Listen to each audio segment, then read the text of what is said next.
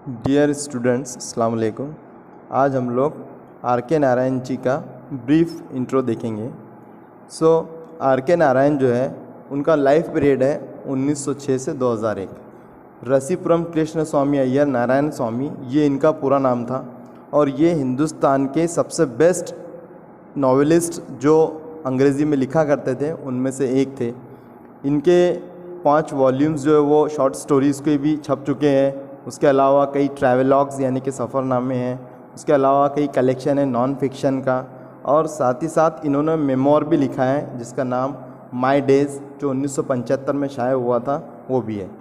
इन्होंने जो अपनी शॉर्ट स्टोरीज़ लिखी है उसके लिए उन्होंने एक गांव मालगुड़ी ये अपने जहन में ख़याली गांव बनाया था, जो करीब करीब हिंदुस्तान के जो आम गांव देहात होते हैं उस तरीके का ये गांव था, जहां पर के अलग अलग कैरेक्टर्स यानी कि अलग अलग लोग जो आम ज़िंदगी को ज़ाहिर करते हैं वो लोगों को उन्होंने वहाँ पे पेश किया, उनके साथ होने वाले वाक़यात और गांव का जो माहौल होता है, पस मंज़र होता है, गांव के लोगों का जो नेचर और बिहेवियर होता है, गांव की जो लाइफस्टाइल होती है, वो सारी चीज़ों को ऐड किया है, जिसमें हंसी भी है, जिसमें तनकीद भी है, जिसमें जो है तो आम ज़िंदगी भी गाँव देहात की बताई गई है।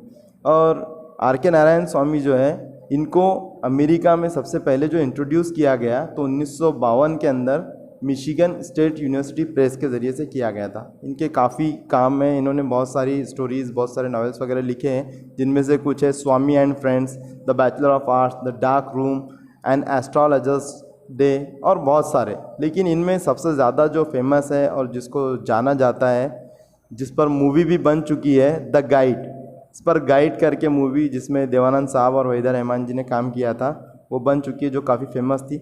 और इसी नॉवेल के लिए इन्हें हिंदुस्तान का सबसे बड़ा लिटरेरी अवार्ड द साहित्य अकादमी अवार्ड 1961 में मिला था।